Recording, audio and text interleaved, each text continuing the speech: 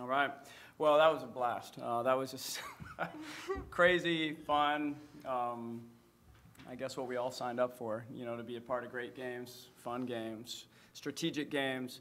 And I'm just so proud of our team for finding a way, and in conference, that's what it is. You just find a way night after night. And different people step up, different people have great performances. And you just, as a coach, hope you're pushing the right buttons at the right time, and it was just fun to work with this group today as we continue to evolve, as a team and as a very good basketball team. And so Colorado is a heck of a team. That fourth quarter, I thought their performance was unbelievable. I mean, they hit tough shot after tough shot. I know they were 7 of 14, but it felt like 13 of 14, experiencing it. And they played in the fourth quarter like a team that's won 13 games, a ranked team. They looked confident. They knew where to go with the ball. They hit big shots. They made good defensive plays, and give them a lot of credit. I'm glad we got to, get this game in. It's a lot of travel for them on a weekend. We had an extra day, but still it's a long ways to go, on a conference weekend. And so give them credit. But I really loved the performance of this team. We hit huge shots all day long. I mean, Ellie, had a perfect line today shooting the ball. Yelena hit a big three on a play that we'd never run before. Talia obviously hit the game winner. But we had big performances throughout the roster. And, and it was a great crowd today, a lot of fun to be in Gill, and a great win and a very important win for us. Scott, for a number of reasons, why was this win so big for you? I mean, the fact that you need a win, you beat a good team, you finished the game. I mean, those three stick out to me. Yeah, this was important for lots of reasons. Conference play. This team has big aspirations. We want to play, in the NCAA tournament. You got to win games against good teams to do that, and we needed confidence. We had great momentum going into the holiday break, and then came out and had 5 straight games canceled. We had a week where we couldn't practice as a team, where we couldn't play fives for over a week, actually. And then to come back and the other night, just come up short against obviously a top 10 ranked Arizona team, and then here comes another ranked team that's 13-1.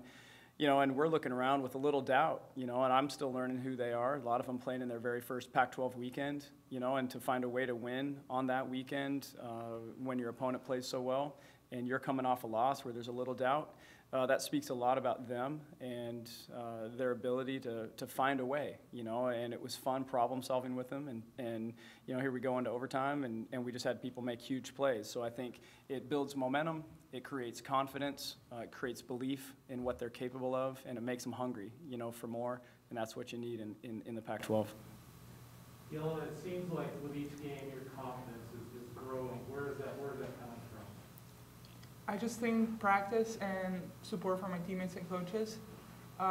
Last game, obviously, I missed a free throw jumper that I should never miss, and I had a really big support from my teammates and coaches, and just shooting the ball in practice. That's all. That's just easy. Talia, how did that one feel? The shot at the end. It felt really good. There was a lot leading up to that. Like he said, we had a lot of people hit big shots. So that one, it was just my turn. But there was a lot leading up to that won us that game. And so I'm really proud of all my teammates. Everyone stepped up tonight. Scott, 12th loss, I think it was tonight. We've talked about it since the beginning of the season, but even without Taylor, the ability of this team to affect the game, especially defensively inside, how huge is that?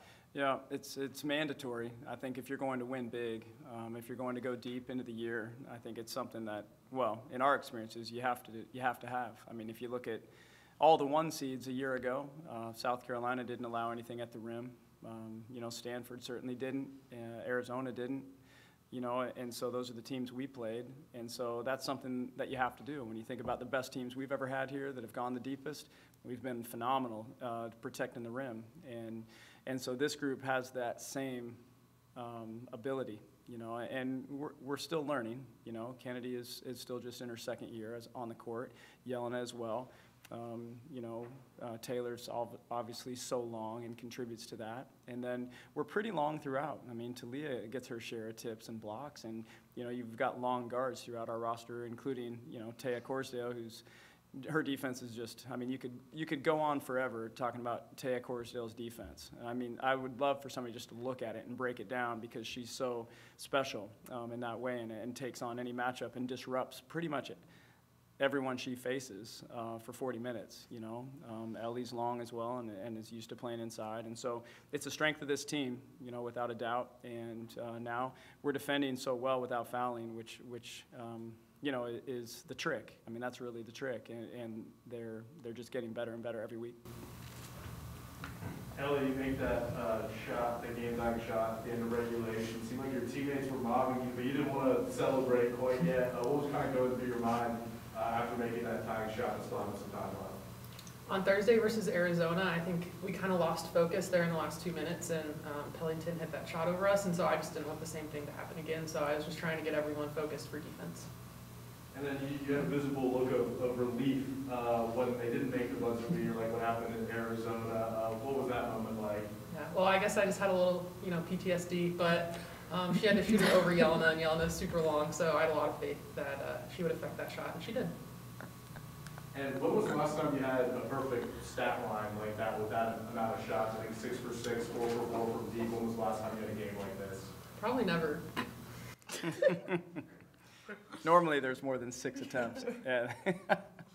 But 16 points on 6 shots without a free throw attempt. That's impressive. Is there anything we're feeling for you today that you know that you could have to start the game today? Not really. I think I approach every game with the same confidence and perspective, and so it just happened to fall for me today. I know I haven't been shooting super well from 3, but I knew it was going to happen eventually, and super thankful that my teammates found me when I was open today.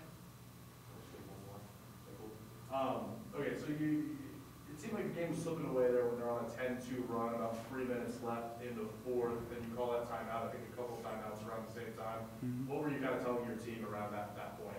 Yeah, well, I could sense they obviously had control of the game, and they had the energy. We were starting to doubt a little bit, and so it was just to regroup and to remind, bottom line.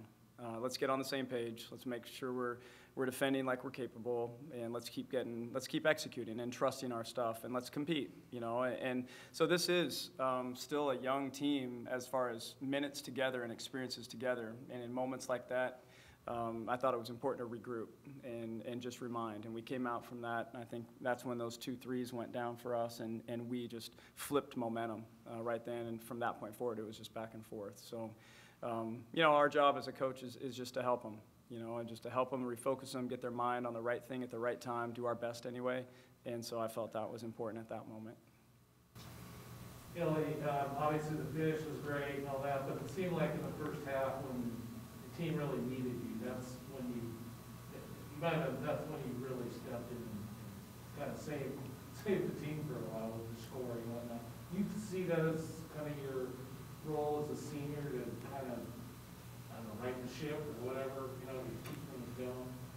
Definitely in some ways. I think, you know, Taylor being out today, we lose a lot of scoring, and so I see myself as a scorer, and so I was just aggressive in every place that I could be, and my shots just so happened to fall today.